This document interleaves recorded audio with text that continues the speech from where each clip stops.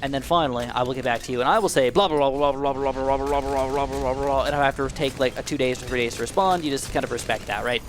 So, anyways, I don't even know what else I want to build. I think I need something for the bad balloon. You know, this is one strategy that it does not work very well for the bad. So, usually in that scenario, Mob Eliminator is usually the best case scenario. So, he's in range. He's probably gonna be able to reach. Let's just do it. Unfortunately, I won't actually get the Mob Eliminator until round 90. No. We're going to be able to afford him right here. Check this out.